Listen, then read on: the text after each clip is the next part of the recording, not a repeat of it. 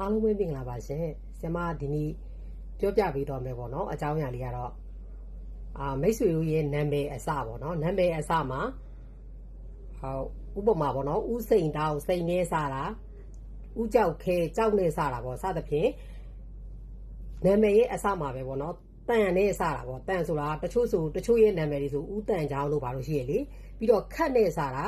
ဥပမာမခတ်တို့ဘာလို့ပေါ့နော်နောက်ပြီးတော့မမာအေးတို့ပေါ့စသဖြင့်အဲ့ဒီအခု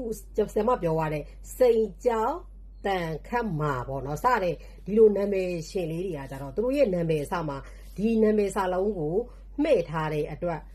ဘဝမှာသူများထက်မနာမနေအလုပ်လုပ်ရခြင်းကိုကြုံရမဲ့သူတွေဖြစ်တယ်အဲ့တော့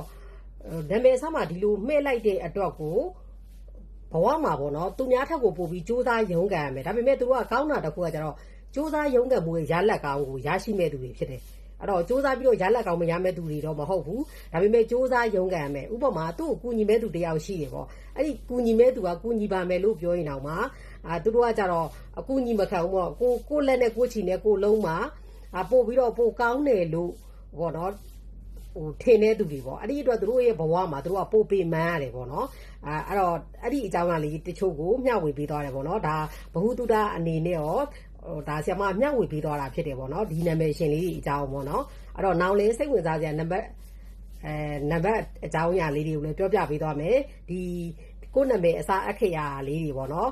ဘယ်လိုလေးတွေပိုင်းဘယ်လိုဖြစ်မယ်ဆိုတဲ့အကြောင်းအရာလေးတွေကိုလည်းပြောပြပေးသွားမှာဖြစ်တယ်ပေါ့နော်အဲ့တော့ဆရာမရဲ့ page လေးကို like and follower လေးပြုလုပ်ပေးပါရှင်